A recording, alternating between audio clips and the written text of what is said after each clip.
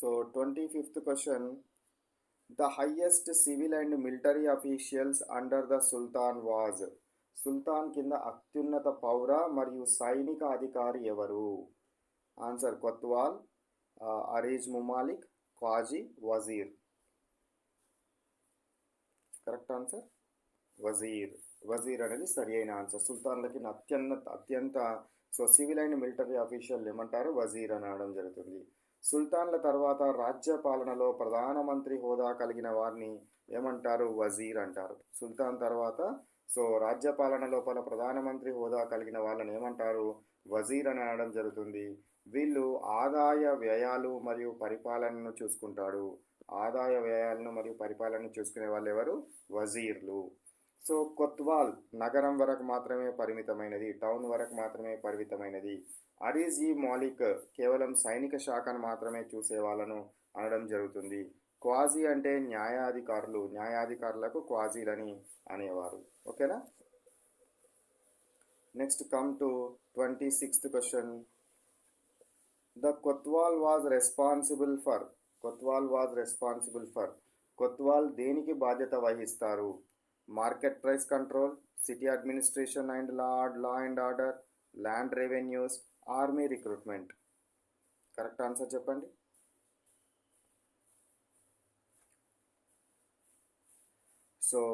Correct answer is B is the correct answer. B ఏంటి చెప్పండి? City administration and law and order, నగర పరిపాలన మరియు శాంతి భద్రతలు. నగర పరిపాలన మరియు శాంతి భద్రతలను చూసేవారు వాళ్ళని ఏమంటారు? కొత్వాల్ అనడం జరుగుతుంది. నేటి పోలీస్ కమిషనర్ తరహాలో కొత్వాల్ నగరంలో క్రమశిక్షణను రక్షణను పర్యవేక్షించేవాడు. మార్కెట్ నియంత్రణ కోసం షహానా ఈ మండి ఉండేవారు. ఎవరు? షహానా ఈ మండి.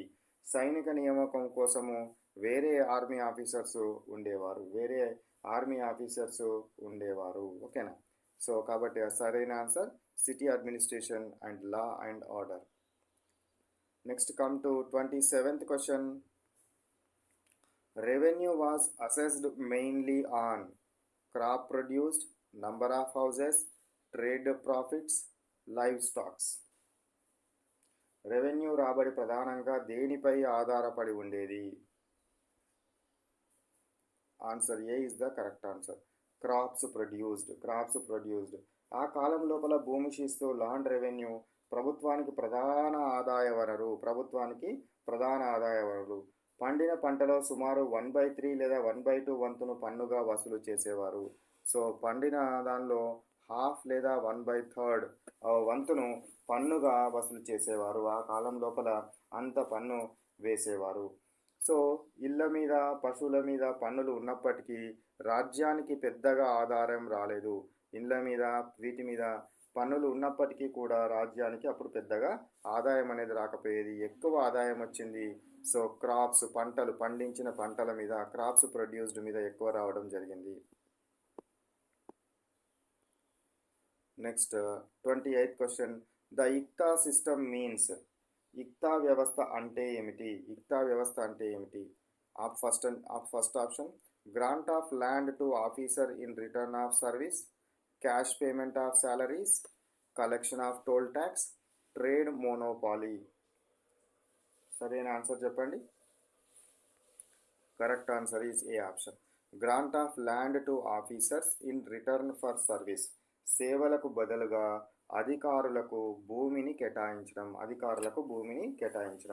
అధికారులకు నగదు రూపంలో జీతం ఇవ్వకుండా ఒక నిర్దిష్ట ప్రాంతంలోని భూమిని ఇచ్చేవారు. ఆ భూమి నుండి వచ్చే ఆదాయాన్ని అధికారులు తీసుకునేవారు. దీనినే ఇక్తా అనేవారు. దీనిని ఏమంటారు? ఇక్తా అని అనడం జరుగుతుంది. ఇది నగదు చెల్లింపు కాదు. ఇది క్యాష్ పేమెంట్కి సంబంధించిన అంశము కాదు. అదేవిధంగా కేవలం వ్యాపారానికి మాత్రమే సంబంధించిన విషయం కూడా కాదు. కాబట్టి మీరు గుర్తుపెట్టుకోవాల్సింది grant of land to officers in return for service. Next 29th question. The chief judge of sultanate was called. So ప్రధాన న్యాయమూర్తిని ఏమనేవారు? ప్రధాన న్యాయమూర్తిని ఈ సుల్తానేట్ల కాలంలో ప్రధాన న్యాయమూర్తిని ఏమని పిలిచేవాళ్ళు? So first option Qazi ul Mamlik, Diwan i Arz, Amir i Akbar, Sultan ul Adil. Correct answer A option A, Qazi ul Mamalik. Qazi ul Mamalik. So ఇతను రాజ్యం లోపల అత్యున్నత న్యాయాధికారిగా ఉండేవారు. సుల్తాన్ల తర్వాత అంతిమ తీర్పులను ఇచ్చే అధికారం ఇతనికే ఉండేది. సుల్తాన్ల తర్వాత తీర్పులు చెప్పే వాళ్ళకు కాజీ ఉల్ మమాలిక్ మాత్రమే ఉండడము జరిగేది. సో దివాన్ ఐ అర్జ్ అనేది సైనిక శాఖకు పేరు. సైనిక శాఖ యొక్క పేరు దివాన్ ఐ అర్జ్. అదేవిధంగా మనకు సుల్తాన్ ఉల్ అద్ అనేది కొన్నిసార్లు సుల్తాన్లకే బిరుదుగా ఉండేది, కానీ ఇది పదవి కాదు. సుల్తాన్లకే బిరుదుగా ఇచ్చేవారు. ఇది సుల్తాన్ ఉల్ అద్ అనేది. ఓకేనా. So next come to 30 question.